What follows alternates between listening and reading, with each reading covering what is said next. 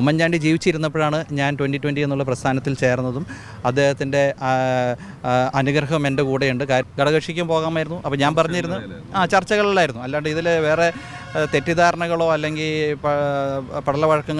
വഴക്കുകളോ അങ്ങനെയുള്ള പ്രശ്നങ്ങളൊന്നുമില്ല. എല്ലാവരും മുതിർന്ന നേതാക്കന്മാരാണ്. ഇതൊക്കെ ഞാൻ പറയുന്നത് അവർക്ക് തോൽക്കാൻ പോകുന്നു എന്നുള്ളൊരു തോന്നലിൽ നിന്ന് വരുന്ന ഭ്രമമാണ്. ഇതിൽ ഞങ്ങളുടെ രണ്ടുപേരുടെയും വൈവാഹിക ബന്ധത്തെക്കുറിച്ചിട്ട് പറയേണ്ടത് ഞാനും എൻ്റെ ഭാര്യയുമാണ്. നിങ്ങൾക്ക് എൻ്റെ ഭാര്യയായിട്ട് ചോദിച്ച് സംസാരിക്കാവുന്ന കാര്യമല്ലേ ഉള്ളൂ. ഇതാ ഞാൻ പറഞ്ഞില്ലേ, ഇവർക്ക് കരുതേച്ച് കാണിക്കാനായിട്ടുള്ള ശ്രമങ്ങളുടെ ഒരു ഭാഗമായിട്ട് തന്നെ ഇത് ചെയ്തുകൊണ്ടിരിക്കുന്നു. ഞാനിപ്പോൾ കഴിഞ്ഞ ദിവസം എൻ്റെ ഭാര്യയായിട്ട് സംസാരിച്ചപ്പോഴും എൻ്റെ സ്ഥാനാർത്ഥിത്വം അനൗൺസ് ചെയ്യാൻ പോകുന്നത് 2 ദിവസം മുമ്പാണ് തീരുമാനിച്ചത്. അതിൻ്റെ മുമ്പ് വരെ തീരുമാനങ്ങളായിട്ടുണ്ടായിരുന്നില്ല. അപ്പോഴും മറിയയായിട്ട് ഞാൻ സംസാരിച്ചു. മറിയ എൻ്റെ അടുത്ത് ചോദിച്ചതാണ്, മീഡിയയുടെ മുമ്പിൽ നമ്മൾ എന്താണ് പറയുന്നത്. ഞാൻ പറഞ്ഞു, ഒബ്വിയസ്ലി നിങ്ങൾ ഉമ്മൻചാണ്ടിയുടെ കുടുംബത്തിന് കോൺഗ്രസ് എന്നുള്ള ഒരു രാഷ്ട്രീയമാണ് ഉള്ളത്. ആ രാഷ്ട്രീയത്തിൽ തന്നെ നിലകൊള്ളുന്നു. അതിൽ ഒരു തെറ്റുമില്ല പറയാനായിട്ട്. എനിക്ക് എൻ്റേതായിട്ടുള്ള രാഷ്ട്രീയമുണ്ട്. ഒരു നല്ല രീതിയിലുള്ള ഒരു സോഷ്യലിസ്റ്റ് നേതാവ് എന്ന് ഞാൻ പറയുകയാണെങ്കിൽ ഉമ്മൻചാണ്ടി ജീവിച്ചിരുന്നപ്പോൾ ഉമ്മൻചാണ്ടിയാണ് ഏറ്റവും നല്ലൊരു സോഷ്യലിസ്റ്റ് നേതാവ്. ഇന്ന് നിങ്ങൾക്ക് കമ്മ്യൂണിസ്റ്റ് പ്രസ്ഥാനത്തിൽ ഏതെങ്കിലും നല്ലൊരു സോഷ്യലിസ്റ്റ് നേതാവിനെ കാണിച്ചു തരാനുണ്ടോ? ആരാണ് പാവങ്ങൾക്ക് വേണ്ടി ജീവിക്കുന്നത്? ഇവിടെ മന്ത്രിയായിട്ട് MLA ആയിട്ട് കോടീശ്വരന്മാരായിട്ടുള്ള CPIയുടെയും CPMൻ്റെയും MLA മാരല്ലാതെ ഏതെങ്കിലും ഒരു വ്യക്തിയെ ചൂണ്ടിക്കാണിക്കും സാധാരണക്കാരന് വേണ്ടിയിട്ട് സംസാരിക്കുന്നത്. അത് ഞാൻ കണ്ടിരിക്കുന്നത് ശ്രീ ഉമ്മൻചാണ്ടിയാണ്. അത് കഴിഞ്ഞാൽ സാബു ജേക്കബിനെ നോക്കൂ, 55,000 കുടുംബങ്ങൾക്ക് ഭക്ഷണം കൊടുത്ത്, 1000 കുടുംബങ്ങൾക്ക് മേലെ വീട് പണിത് കൊടുത്ത് സാധാരണക്കാരൻ്റെ ജീവിതത്തിൽ മാറ്റങ്ങൾ കൊണ്ടുവരാനായിട്ട് ജീവിച്ചുകൊണ്ടിരിക്കുന്ന ഒരു പ്രസ്ഥാനമാണ് 2020 പ്രസ്ഥാനം. അപ്പോൾ സോഷ്യലിസം ഞാൻ ശരിയായിട്ട് കാണുന്നത് 2020-ലാണ്. നമസ്കാരം. 2026 നിയമസഭാ തെരഞ്ഞെടുപ്പ് പടിവാതിക്കൽ എത്തി നിൽക്കുന്ന സമയത്ത് സ്ഥാനാർത്ഥി നിർണയവുമായി തിരക്കിട്ട ചർച്ചയിലാണ് ഓരോ മുന്നണികളും. പല മുന്നണികളും ഇതിനോടകം തന്നെ സ്ഥാനാർത്ഥികളെ ഭാഗികമായെങ്കിലും പ്രഖ്യാപിച്ചു കഴിഞ്ഞിരിക്കുന്നു. ഇടതുമുന്നണി ഏറെക്കുറെ അവരുടെ സ്ഥാനാർത്ഥികളെ പ്രഖ്യാപിച്ച് പ്രചരണവുമായി മുന്നോട്ട് പോയിക്കൊണ്ടിരിക്കുന്നു. UDFന്റെ സ്ഥാനാർത്ഥി പ്രഖ്യാപനം ഇന്നല്ലെങ്കിൽ നാളെ ഉണ്ടാകും എന്നുള്ള മട്ടിൽ നിൽക്കുന്നു. പലരും സ്ഥാനാർത്ഥിത്വം കിട്ടാതെ ഇടഞ്ഞു നിൽക്കുന്നതിനാലാണ് ഇടതുമുന്നണിയിൽ ഒരു സമവായം ഉണ്ടാക്കി ഒരു തികഞ്ഞ സ്ഥാനാർത്ഥി പട്ടിക പ്രഖ്യാപിക്കാൻ സാധിക്കാത്തത് എന്ന് UDF കേന്ദ്രങ്ങൾ പറയുന്നു. ഇതിനിടയിൽ മറ്റ് ചെറുതും വലുതുമായ രാഷ്ട്രീയ കക്ഷികൾ അവരുടെ സ്ഥാനാർത്ഥികളെ നിർണയിച്ചു കൊണ്ടിരിക്കുന്നു. ഈ തരുണത്തിലാണ് കേരളം കണ്ട ഏറ്റവും വലിയ ജനാധിപത്യ വിശ്വാസി എന്ന് പറയുന്ന, അല്ലെങ്കിൽ കേരളം കണ്ട ഏറ്റവും വലിയ ജനാധിപത്യ വിശ്വാസിയായ നേതാവ്, ഏറ്റവും സ്വീകാര്യനായ ജനകീയതയുള്ള നേതാവ്, അഴിമതിരഹിതനായ നേതാവ് എന്നൊക്കെ കേരളം വിശേഷിപ്പിക്കുന്ന ആദർശശുദ്ധിയുടെ ആൾരൂപമായി കേരളം വിശ്വസിക്കുന്ന, ആരാധിക്കുന്ന, അംഗീകരിക്കുന്ന മൺമറഞ്ഞ കേരളത്തിന്റെ മുഖ്യമന്ത്രി ശ്രീമാൻ ഉമ്മൻചാണ്ടിയുടെ കുടുംബത്തിൽ നിന്നും മറ്റൊരാൾ കൂടി മത്സര രംഗത്തേക്ക് വരുന്നു. എന്നാൽ ഉമ്മൻചാണ്ടിയുടെ കുടുംബത്തിൽ നിന്ന് എന്ന് പറയുമ്പോൾ ഉമ്മൻചാണ്ടിയുടെ പുത്രനായ ചാണ്ടി ഉമ്മനോ അല്ലെങ്കിൽ മക്കളായ മറിയ ഉമ്മനോ അച്ചു ഉമ്മനോ ഒന്നുമല്ല. മറിയ ഉമ്മന്റെ ഭർത്താവായ വർഗീസ് ആണ് ഇപ്പോൾ രംഗത്തെത്തിയിരിക്കുന്നത്. അദ്ദേഹം 2020 വേണ്ടിയാണ് കൊടുങ്ങല്ലൂരിൽ മത്സരത്തിന് ഇറങ്ങുന്നത്. കൊടുങ്ങല്ലൂരിനെ സംബന്ധിച്ചിടത്തോളം താൻ ഒരു പുതുമുഖ സ്ഥാനാർത്ഥിയല്ല എന്നാണ് വർഗീസ് പറഞ്ഞു വെക്കുന്നത്. പാവങ്ങൾക്കിടയിൽ പ്രവർത്തിച്ച് തനിക്ക് ചുരുങ്ങിയത് ഒരു 6 വർഷത്തെ പരിചയമെങ്കിലും ഉണ്ട്. ഉമ്മൻചാണ്ടി തന്നെയാണ് തന്റെ രാഷ്ട്രീയ ആദർശത്തിലെ തികഞ്ഞ ആദർശശുദ്ധിയുള്ള മുഖം, അല്ലെങ്കിൽ ഒരു രാഷ്ട്രീയക്കാരൻ ആരെ ആയിരിക്കണം ആദർശത്തിന്റെ പ്രതിരൂപമായി കാണേണ്ടത് എന്നുള്ളതിന് തനിക്ക് ഒറ്റ ഉത്തരമേ ഉള്ളൂ, അത് ഉമ്മൻചാണ്ടി തന്നെയാണ്. എന്നാൽ ഉമ്മൻചാണ്ടിയുടേതിന് വ്യത്യസ്തമായ മറ്റൊരു രാഷ്ട്രീയമാണ് താൻ സ്വീകരിച്ചിരിക്കുന്നത്. രണ്ടും സോഷ്യലിസത്തിന്റെ തന്നെ രാഷ്ട്രീയമാണ്. ഉമ്മൻചാണ്ടി തികഞ്ഞ സോഷ്യലിസ്റ്റ് ആയിരുന്നു. കേരളം കണ്ടതിൽ ഏറ്റവും വലിയ സോഷ്യലിസ്റ്റ് ആരാണ് എന്ന് ചോദിച്ചാൽ അത് ഉമ്മൻചാണ്ടി തന്നെയാണ് എന്ന് താൻ മറുപടി പറയും എന്നാണ് ഉമ്മൻചാണ്ടിയുടെ മരുമകൻ കൂടിയായ 2020 സ്ഥാനാർത്ഥിയായ കൊടുങ്ങല്ലൂരിൽ മത്സരിക്കുന്ന വർഗീസ് മാധ്യമത്തോട് തുറന്നടിച്ചത്. ഉമ്മൻചാണ്ടി തന്റെ കുടുംബത്തിൽ എല്ലാവർക്കും അവരവരുടേതായ അഭിപ്രായ സ്വാതന്ത്ര്യം നൽകിയിട്ടുണ്ടായിരുന്നു, രാഷ്ട്രീയ സ്വാതന്ത്ര്യം നൽകിയിട്ടുണ്ടായിരുന്നു. ഉമ്മൻചാണ്ടി ജീവിച്ചിരിക്കുമ്പോൾ തന്നെയാണ് താൻ 2020 മെമ്പർഷിപ്പ് എടുക്കുന്നത്. അല്ലാതെ തന്റെ കുടുംബക്കാരെല്ലാവരും തന്റെ രാഷ്ട്രീയം പിന്തുടരണം എന്നുള്ള പിടിവാശിക്കാരനായിരുന്നില്ല ഉമ്മൻചാണ്ടി എന്നുകൂടി വർഗീസ് വെളിപ്പെടുത്തുന്നു. അവിടെയാണ് ഉമ്മൻചാണ്ടി എന്ന യഥാർത്ഥ രാഷ്ട്രീയക്കാരന്റെ വ്യക്തിത്വം കൂടി ഇപ്പോൾ പുറത്തേക്ക് വരുന്നത്. അതായത് തന്റെ മകളുടെ ഭർത്താവായ ആൾ മറ്റൊരു രാഷ്ട്രീയ പ്രസ്ഥാനത്തിൽ തുടരുമ്പോഴും അതാണ് ശരി. അതായത് അവരവരുടെ അഭിപ്രായത്തിനനുസരിച്ചിട്ട് ഓരോരോ സംഘടനയിൽ പ്രവർത്തിക്കാൻ സാധിക്കണം. അവനവന്റെ ആദർശ ഗതികളനുസരിച്ച്, ആശയ ഗതികളനുസരിച്ച് അതിനോട് ചേർന്ന് നിൽക്കുന്ന രാഷ്ട്രീയ പാർട്ടിയുമായി ചേർന്ന് മുന്നോട്ട് പോകുന്നതാണ് അഭികാമ്യം എന്ന് തന്നെയാണ് ഉമ്മൻചാണ്ടി വർഗീസിനെ പഠിപ്പിച്ചത് എന്നാണ് ഉമ്മൻചാണ്ടിയുടെ മകൾ മറിയ ഉമ്മന്റെ ഭർത്താവായ വർഗീസ് തുറന്നടിക്കുന്നത്. മറ്റൊരു കാര്യം കൂടി മാധ്യമപ്രവർത്തകന്റെ ചോദ്യത്തിന് മറുപടിയായി വർഗീസ് പറയുന്നുണ്ട്. ഉമ്മൻചാണ്ടിയുടെ മകളുമായി, അതായത് മറിയ ഉമ്മനുമായി നിങ്ങൾ തെറ്റി എന്ന് പറയുന്നുണ്ടല്ലോ, വൈവാഹിക ബന്ധം വേർപെടുത്തി എന്നൊക്കെയാണല്ലോ പറയുന്നത് എന്നുള്ള ചോദ്യത്തിന് മറുപടിയായി അദ്ദേഹം തുറന്നടിച്ചു. ഈ നാട്ടിലെ കോൺഗ്രസ്സുകാരോ അല്ലെങ്കിൽ മറ്റിതര രാഷ്ട്രീയ പാർട്ടികളോ അല്ല ഞങ്ങളുടെ വൈവാഹിക ബന്ധത്തിന്റെ കെട്ടുറപ്പ് പരിശോധിക്കേണ്ടതും മാർക്കിടേണ്ടതും സർട്ടിഫിക്കറ്റ് തരേണ്ടതും. ഞാൻ കഴിഞ്ഞ ദിവസം കൂടി എന്റെ ഭാര്യയെ വിളിച്ചിട്ടുണ്ടായിരുന്നു. 2020 സ്ഥാനാർത്ഥിയായി മത്സരിക്കുന്ന കാര്യം പറഞ്ഞിട്ടുണ്ടായിരുന്നു. കഴിഞ്ഞ 2 ദിവസത്തിന് ഉള്ളിലാണ് മത്സര വിവരം പുറത്തു വന്നത്, സ്ഥാനാർത്ഥി നിർണയം പൂർത്തിയാക്കിയത്. ആ സമയത്ത് താൻ തന്റെ ഭാര്യയെ വിളിച്ചിട്ടുണ്ടായിരുന്നു. അപ്പോൾ തന്റെ ഭാര്യ ഒരു സംശയം പ്രകടിപ്പിച്ചിട്ടുണ്ടായിരുന്നു, എങ്ങനെയാണ് പൊതുമാധ്യമങ്ങൾക്ക് മുന്നിൽ രാഷ്ട്രീയം വ്യക്തമാക്കുക, ഞങ്ങളുടെ കുടുംബത്തിന്റെ രാഷ്ട്രീയം ഇതാണല്ലോ എന്നാണ് മറിയ പറഞ്ഞത്. അപ്പോഴും താൻ അവർക്ക് അതിന് കൃത്യമായ ഉത്തരം നൽകിയിട്ടുണ്ടായിരുന്നു. എന്നെ തോൽപ്പിക്കുവാൻ വേണ്ടി അല്ലെങ്കിൽ തോൽക്കും എന്നുള്ള പരാജയ ഭീതി ഉള്ളതുകൊണ്ടാണ് മറ്റിതര രാഷ്ട്രീയക്കാർ, കോൺഗ്രസ്സുകാർ ഉൾപ്പെടെയുള്ള ആളുകൾ തങ്ങളുടെ വിവാഹബന്ധം പോലും വേർപെടുത്തിയതാണ് എന്നുള്ള രീതിയിൽ കള്ളപ്രചരണം നടത്തുന്നത് എന്നാണ് വർഗീസ് പറഞ്ഞത്. വർഗീസ് മാധ്യമങ്ങൾക്ക് മുന്നിൽ നടത്തിയ അഭിമുഖത്തിന്റെ പ്രസക്ത ഭാഗങ്ങൾ ഒന്ന് കേൾക്കാം.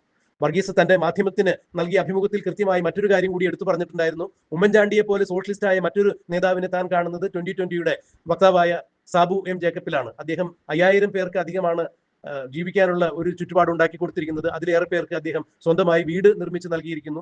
സോഷ്യലിസം എന്ന് പറഞ്ഞാൽ ഇത് തന്നെയാണ്, അല്ലെങ്കിൽ ഉമ്മൻചാണ്ടി വിഭാവനം ചെയ്ത സോഷ്യലിസ്റ്റ് ചിന്താഗതി പുലർത്തുന്ന ഒരാൾ തന്നെയാണ് സാബു എം ജേക്കബ്. രണ്ടുപേരുടെയും രാഷ്ട്രീയ ആദർശങ്ങളും വഴികളും വ്യത്യസ്തമാണെങ്കിലും താൻ തികഞ്ഞ സോഷ്യലിസ്റ്റ് വിശ്വാസിയെ തന്നെയാണ് സാബു എം ജേക്കബിലും കാണുന്നത്. അതുകൊണ്ട് തന്നെയാണ് താൻ 2020 പ്രവർത്തകനായത് എന്ന് കൂടി വർഗീസ് പറയുന്നു. വർഗീസ് മാധ്യമത്തിന് നൽകിയ അഭിമുഖത്തിന്റെ പ്രസക്ത ഭാഗങ്ങൾ നമുക്കൊന്ന് കേൾക്കാം.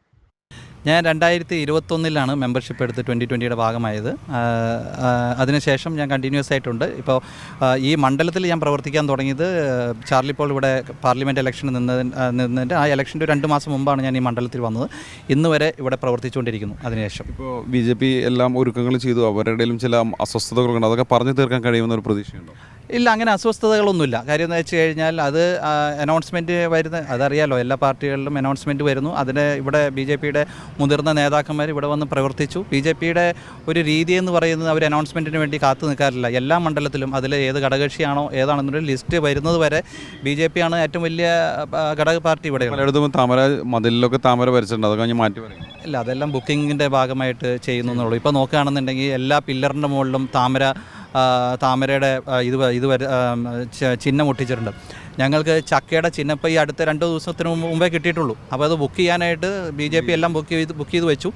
എന്ന് വെച്ചിട്ട് ഇത് BJPക്കും പോകാമായിരുന്ന സീറ്റാണ്, ഘടകകക്ഷിക്കും പോകാമായിരുന്നു. അപ്പോൾ ഞാൻ പറഞ്ഞിരുന്നു ചർച്ചകളിലായിരുന്നു. അല്ലാണ്ട് ഇതിൽ വേറെ തെറ്റിദ്ധാരണകളോ അല്ലെങ്കിൽ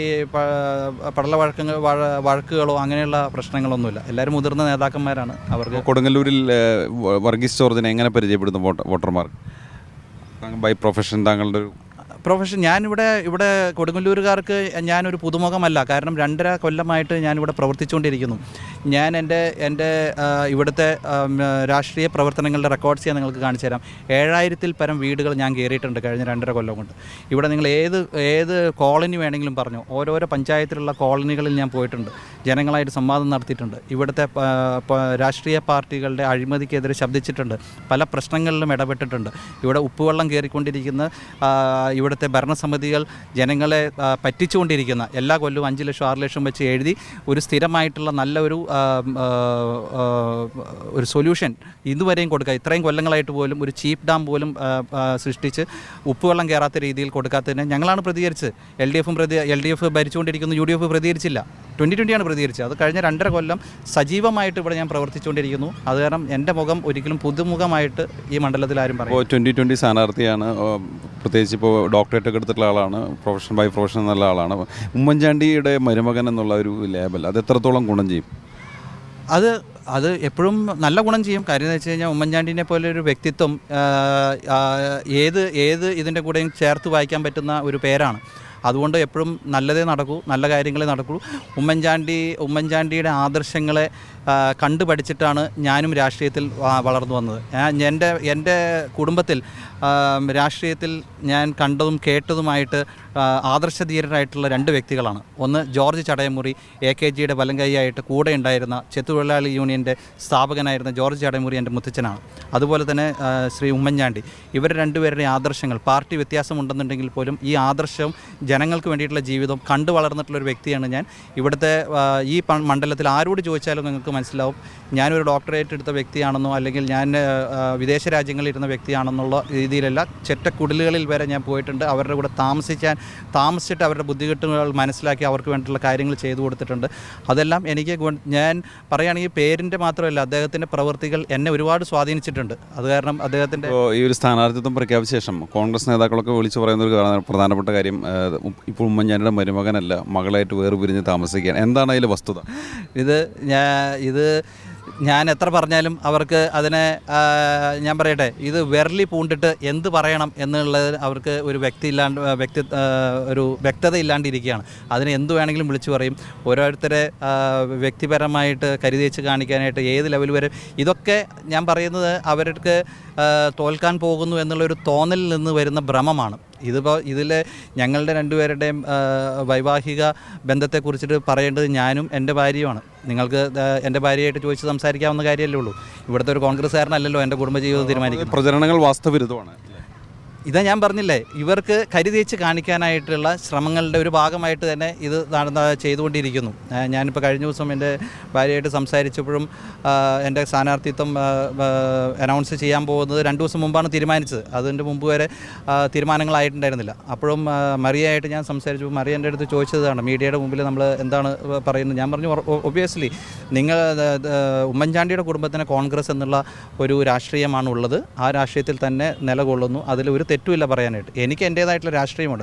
ഉമ്മൻചാണ്ടി ജീവിച്ചിരുന്നപ്പോഴാണ് ഞാൻ 2020 എന്നുള്ള പ്രസ്ഥാനത്തിൽ ചേർന്നതും. അദ്ദേഹത്തിൻ്റെ അനുഗ്രഹം എൻ്റെ കൂടെയുണ്ട്. കാരണം ഞങ്ങളുടെ കുടുംബത്തിൽ ഓരോ വ്യക്തിക്കും അവരവരുടേതായിട്ടുള്ള തീരുമാനങ്ങൾ എടുക്കാനായിട്ടുള്ള എല്ലാ സ്വാതന്ത്ര്യവും ശ്രീ ഉമ്മൻചാണ്ടി തന്നിട്ടുണ്ട്. അതുകൊണ്ട് ഉമ്മൻചാണ്ടി മരിച്ചതിന് ശേഷമല്ല ഞാൻ ഈ പാർട്ടിയിൽ വന്നതും. ഈ CPIക്ക് വലിയ വേരുള്ള സ്ഥലമാണ്. അപ്പോൾ ജോർജ് ചടയമൂരിയായിട്ടുള്ള ബന്ധമൊന്ന് കുറച്ചുകൂടി വ്യക്തമാക്കി പറയാം. ജോർജ് ചടയമൂരി എൻ്റെ മുത്തച്ഛനായിട്ട് വരും. ജോർജ് ചടയമൂരിയാണ് ചെത്തുതൊഴിലാളി യൂണിയൻ്റെ സ്ഥാപകനായിട്ട് ഉള്ളത്.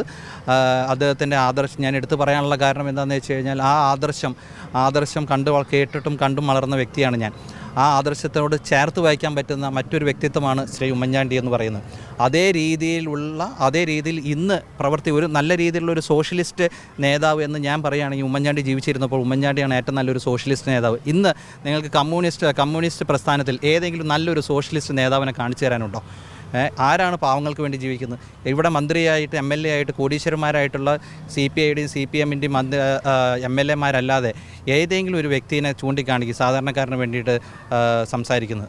അത് ഞാൻ കണ്ടിരിക്കുന്നത് ശ്രീ ഉമ്മൻചാണ്ടിയാണ്. അത് കഴിഞ്ഞാൽ സാബു ജേക്കബിനെ നോക്കൂ. 55,000 കുടുംബങ്ങൾക്ക് ഭക്ഷണം കൊടുത്ത്, 1000 കുടുംബങ്ങൾക്ക് മേലെ വീട് പണിത് കൊടുത്ത് സാധാരണക്കാരൻ്റെ ജീവിതത്തിൽ മാറ്റങ്ങൾ കൊണ്ടുവരാനായിട്ട് ജീവിച്ചുകൊണ്ടിരിക്കുന്ന ഒരു പ്രസ്ഥാനമാണ് 2020 പ്രസ്ഥാനം. അപ്പോൾ സോഷ്യലിസം ഞാൻ ശരിയായിട്ട് കാണുന്നത് 2020യിലാണ്.